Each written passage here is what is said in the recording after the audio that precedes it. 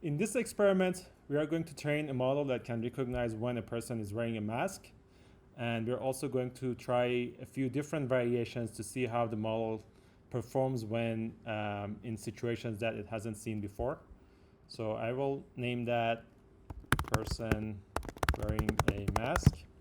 Now I'm going to take a few positive samples. So we'll take one sample like that, and then I'm gonna change the angle, one more sample, and then we'll take two negative samples, one like that and one I just show the mask without putting it on.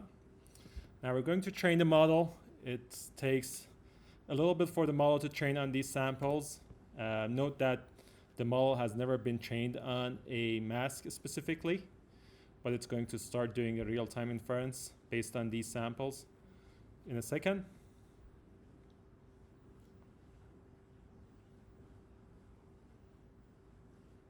Okay, as you can see, it's recognizing that the event is not happening with a high confidence of 97%, and it's robust with me moving around, standing up.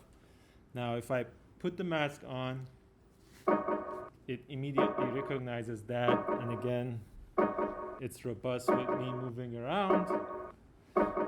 Now, if I take the mask off, put it back on, now I'm going to put on a different mask that the model hasn't seen before. And as you can see, it recognizes that I'm wearing a mask even though it's a completely different mask. Now, as another variation, I'm going to change the angle of the camera a little bit. And again, it can recognize the events very well.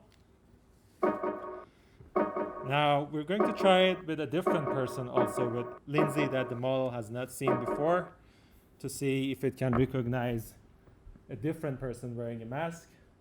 And note that she's also standing and is farther, but again, as soon as she puts the mask on, the model recognizes that the event is happening. Perfect. Now, as a last thing to try, I'm going to put the mask on, but maybe like put it halfway down. I'm going to demo like how we can correct when the model makes a mistake. So the model hasn't seen this before, and it's kind of like a weird situation where I'm wearing a mask half way. So when that happens, we can flag that mistake. And now if I hit confirm, it's going to retrain the model with this new sample added as a negative sample. Again, it's going to take a little bit for the model to train on the new sample.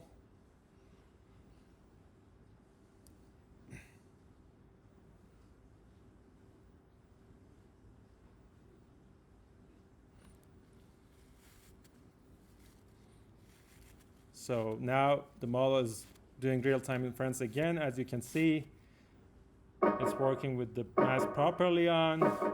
And if I put it halfway down, now it recognizes that the event is not happening. If I take it off again, put it back on.